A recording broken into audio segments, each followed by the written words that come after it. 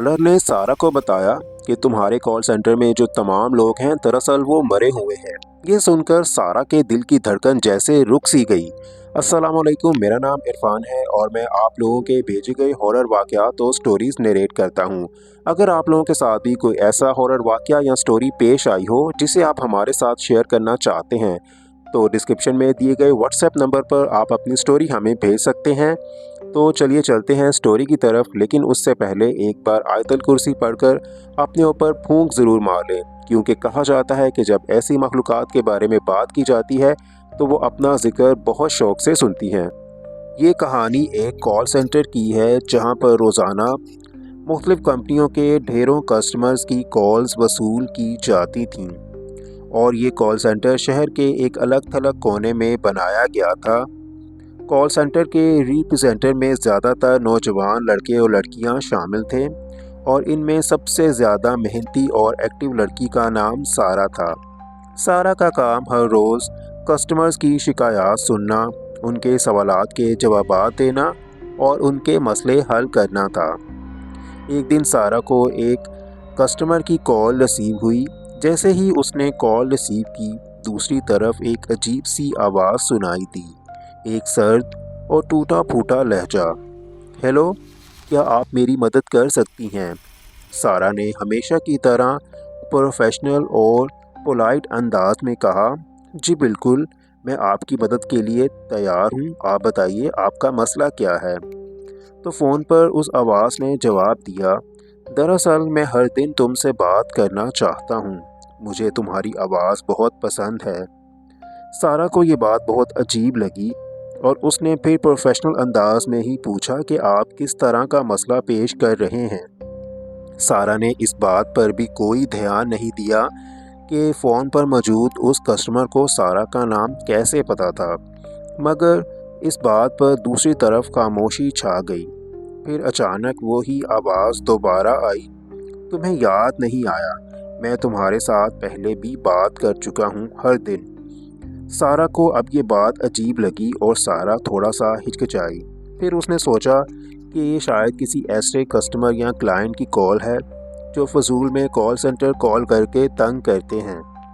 फिर वो कॉल बंद होगी, लेकिन उसके बाद से हर दिन वही कॉल आती रही और वो सारा से बात करती रही।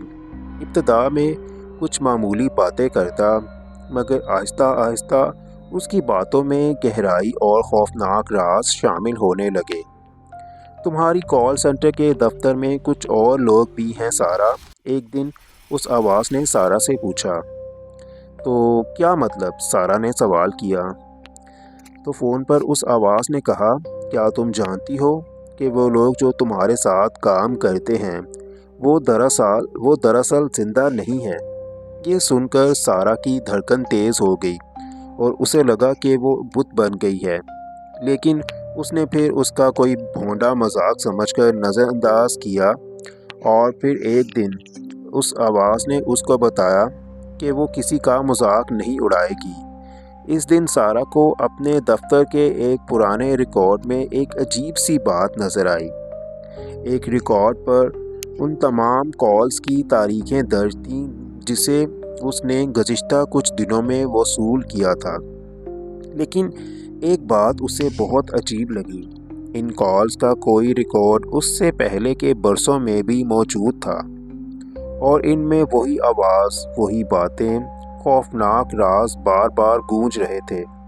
सारा ने तहकीकात शुरू की तो मालूम हुआ कि ये कॉल सेंटर पहले भी था, लेकिन जब ये कॉल सेंटर शुरू किया गया था तो एक हादसे में कॉल सेंटर के तमाम लोग जो है वहाँ पर जलकर मर गए थे, जिसकी वजह से ये समझा जाने लगा कि उस कॉल सेंटर में जो मरे हुए लोग हैं उनकी रूहें अभी तक उसी कॉल सेंटर में भटकती रहती हैं। सारा को ये राज जानने में अब देर ना लगी। वो आवाज़ जो हर रोज़ उसके साथ बात करती थी, दरअसल उसी कॉल सेंटर के जले हुए लोगों में से थी जो अपनी मौत के बाद भी अपने मरकज़ को नहीं छोड़ पाते हैं। अब सारा को समझ आ गया कि वो किससे बात कर रही थी और वो जिस कॉल का सामना कर रही थी वो दरअसल उसी कॉल सेंटर का कोई मरा हुआ रिप्रेजेंटर था और वो उसका एक इंतकाम का तरीका था। बस फिर क्या था, सारा ने उस कॉल सेंटर की जॉब छोड़ दी और शहर के बाहर कहीं मुंतकिल हो गई।